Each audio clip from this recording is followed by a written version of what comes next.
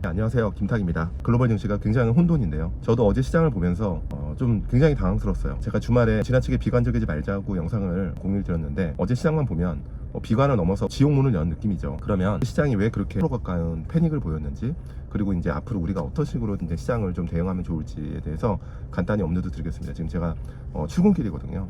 어제 이제 장 마감하고서 영상을 업로드해서 여러분들에게 내용을 공유를 드리고 싶었는데, 저도 뭐 클라이언트 분과 이제 커뮤니케이션도 해야 되고, 그다음에 제 생각도 좀 정리를 하고, 어제 같은 날은 너무 생각 많이 안 하고 일찍 쉬는 게 제가 길게 봤을 때 운용에서 멘탈 관리에 도움이 많이 돼서 어제는 그냥 일찍 쉬었습니다. 그럼 어제 왜 이렇게 급락을 했을까? 좀 짧게 말씀드리면요, 우리가 장중에 볼 수 있는 시그널들이 있잖아요. 여러 가지 운용을 하면서 같이 보는 동행 지표라고 하죠. 보통 그런 게 이제 아시아 증시, 그리고 나스닥 선물, 그 다음에 기관이나 외국인들의 수급입니다. 그죠? 그럼 수급을 보면서 이제 운용을 하는데, 일단 니케이가 어제 뭐 거의 10% 가까이 급락을 했죠.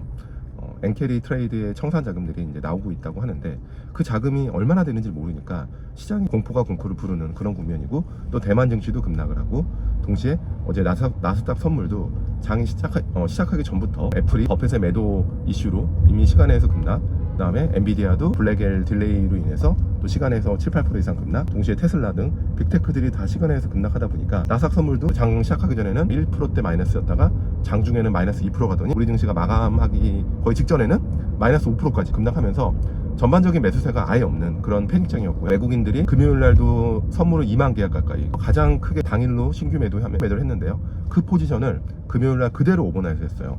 보통 2만 계약 정도 외국인들이 선물을 매도하면 50% 이상은 커버링을 합니다. 당일날 차익 실현한다는 거죠. 숏을 많이 친 다음에 그거를 커버를 많이 하는데, 제가 금요일날 장을 보면서 좀 찝찝했던 게 거의 커버를 안 하고 오버나이트를 했던 겁니다. 장 추가 하락을 예상하고 포지셔닝을 가져간 거예요.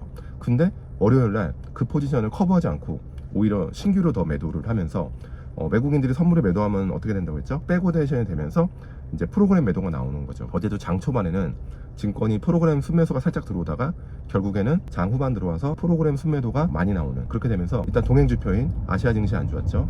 그리고 나스닥 선물 안 좋았고, 그리고 수급적으로 버팀목이 없었다. 시장은 완전히 급락을 했고 변동이 전혀 없는 장이었습니다. 그러다 보니까 매도가 매도를 부르고, 또 우리 시장의 어떤 그 내용 측면에서 보면 그동안 좀 장이 어려웠을 때 좋았던, 주도했던 조선, 방산, 바이오 관련된 그 세 가지 섹터도 어제 매도가 집중됐죠. 왜? 지금은 리스크 오프, 무조건 던지고 보자. 투자자들이 최근에 좋게 봤던 섹터들까지 던지면서, 그러니까 리스크 관리, 현금 확보, 이거밖에 없었던 그런 장이다. 투매가 나왔던 그런 흐름인데요. 이제 현상에 대해서 얘기한 거고, 그러면 이제 앞으로 대응을 어떻게 우리가 좀 하면 좋을지 간략하게 말씀을 드리면요, 지금 시장이 과하다는 생각이 아직도 변함은 없습니다. 단지 제가 예상하지 못했던 거는 어제 같은 변동성이 생긴 겁니다. 어제 하루에 10% 정도의 지수의 변동성은 제가 예상하지 못했던 부분입니다.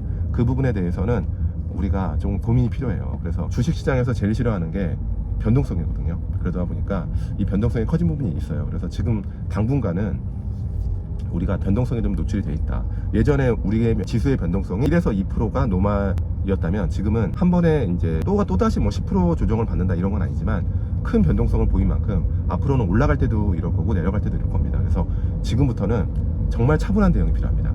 시세에 따라서 여러분들이 매매를 많이 하시면 안 돼요. 너무 힘들다, 내가 포지션이 너무 많아서 힘들다 그러면 반등을 활용해서 멘탈 관리용 현금을 좀 마련하는 것도 괜찮고, 하루에도 지수가 5% 빠졌다가 5% 오를 수 있다라는 생각을 항상 하셔야 됩니다. 그래서 볼이 커진 그런 환경이다라는 거를 조금 인지를 해주시고요. 앞으로는 니케이 시장을 장중에 계속 보면서 니케이 시장의 움직임, 그 다음에 나스닥 선물의 움직임 등등을 계속 시장의 워칭을 하면서 변동성이 커지는 구간이 될 것 같고요. 그래도 어제 좀 다행스러웠던 건 연금이 2,000억 매수했어요. 그동안 연금이 국내 주식 비중을 줄이면서 급락의 어떤 구원투수 역할을 못했는데, 그래도 연금이 급락했을 때 일부라도 순매수를 한다는 스탠스를 어제 보여줬다라는 거는 수급적으로는 좀 긍정적으로 좀 보여지고요. 제가 이제 리먼 때 트랍데스크 운영하면서 그때 주식 운영한 경험을 말씀드리면, 어제 같은 장은 사실 2008년도 리먼 파산할 때 말고는 없었던 장입니다. 그때는 선물 하한가가 마이너스 10%였습니다. 네. 그리고 주식의 하한가는 15%였어요. 그러다 보니까 미국 시장이 급락을 해요. 미국이 하루에도 5에서 10% 움직였습니다. 그렇게 빠지면 일단 모든 종목이 하한가입니다. 삼성전자도 하한가는 15%죠. 근데 선물은 마이너스 10%에서 멈추니까 선물의 하한가 잔량이 엄청 쌓입니다. 엄청 쌓이면서 갑자기 상한가가 풀립니다. 나스닥이 갑자기 급등합니다. 나스닥 선물이. 그러면서 연금이 하루에 막 5천억에서 1조도 삽니다. 그렇게 연금이 구원투수 역할을 하고 나스닥 선물이 반등합니다. 그 미국이 페드의 어떤 정책 공조, 좋은 뉴스가 나오면서 우리는 또 마이너스 뭐 한 지수가 5% 갔다가 플러스도 가고 이런 변동성을 보였거든요. 그래서 앞으로 우리 시장이 조금 피곤하게 움직일 거예요. 그렇게 나스닥 선물도 보고, 그다음에 아시아 증시도 보고, 그다음에 연금이 구원투수 역할을 어떻게 하는지 이런 흐름에 따라서 장중의 변동성은 매우 커질 거다. 하지만 저는 다행스러운 포인트, 아까 말씀드린 거 연금이 그래도 구원투수 역할을 했다는 거.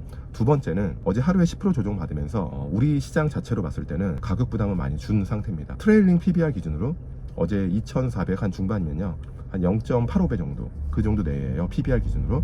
PBR 0.85배는 리먼 때 수준이에요. 리먼 때 수준이고, 우리가 PBR 0.8배를 깬 적은 제가 주식을 하면서 딱 한 번 봤습니다. 팬데믹 때 PBR 0.6배 때까지 한번 갔었죠. 팬데믹 때는 정말 짧게 빠지고 아주 V자로 반등했어요. 6개월 정도 지나고 나서, 6개월 1년이 지나고 나서 1년까지도 안 갈 겁니다. 낮은 레벨에서 가능성이 저는 높다고 보고요. 시장이 왜 이렇게 급락을 했는지에 대한 얘기, 그 다음에 앞으로의 대응에 대해서 제가 지금 출근길에 영상을 공유를 좀 드리고요. 저도 힘듭니다. 여러분도 힘드실 거예요. 하지만 제가 드리고 싶은 말씀은 이것도 하나의 우리가 그 투자를 하나의 과정이라고 생각을 해주시고요. 큰 패닉과 두려움보다는 이 정도 크게 조정을 받았으면 앞으로는 조금 이제 둔탁한 흐름이 나오겠지만, 저는 여전히 시장이 지나치게 비관론에 빠져 있다. 저도 보면서 저도 좀 혼란스러운 그런 상황인데, 그래서 시장 워칭하고 제 생각이 있으면 계속 주기적으로 빠르게 영상 업로드 하겠습니다. 즐거운 하루 되시고요. 지금 비가 오네요. 비 오는 출근길, 네, 여러분도 행복한 화요일 되시기 바랍니다. 다음에 또 뵙겠습니다. 안녕.